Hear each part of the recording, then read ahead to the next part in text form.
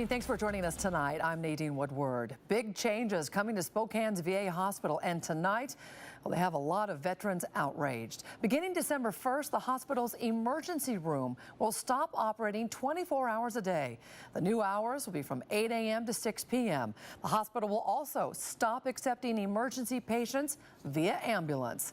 KXLY4's Alex LeFriec working for you tonight. Find out why the VA is making the changes and what it means for veterans. He joins us now live from the hospital tonight. Alex? Nadine, it feels like deja vu. 7 years ago, the VA went back to a 24-hour operating schedule for its emergency room. Many think that it was because more veterans were committing suicide.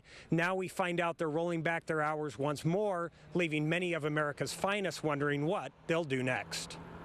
For many veterans, the VA hospital is the only place they can receive affordable health care. I appreciate the VA and the benefit that's there for me. Being self-employed, I'd never be able to afford health insurance. Ironically, Eric Ewing was a medic for the Army during Operation Desert Storm.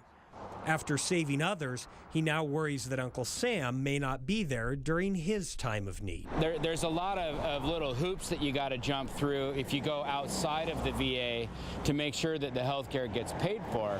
The VA claims the reason for a rollback in hours is simple.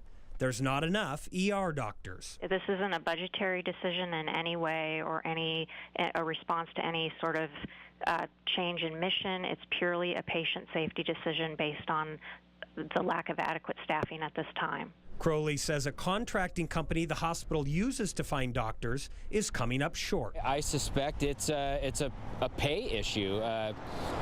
Doctors probably get paid more in the private sector. The VA says visits to other hospitals may be reimbursed depending on eligibility.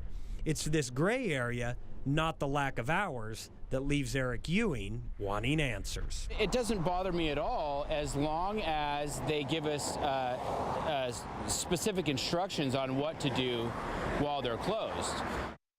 The VA plans on sending out a letter to everyone who uses the hospital explaining the changes by November 1st. Nadine? So, Alex, this doesn't sound like a permanent change. Yeah, for the time being, at least, it's not. Come this spring, the VA plans on reinstating a 24-hour emergency room schedule, as well as those ambulances. Those will be back as well. Reporting live from the VA hospital tonight, Alex LeFriec, KXLY4 News.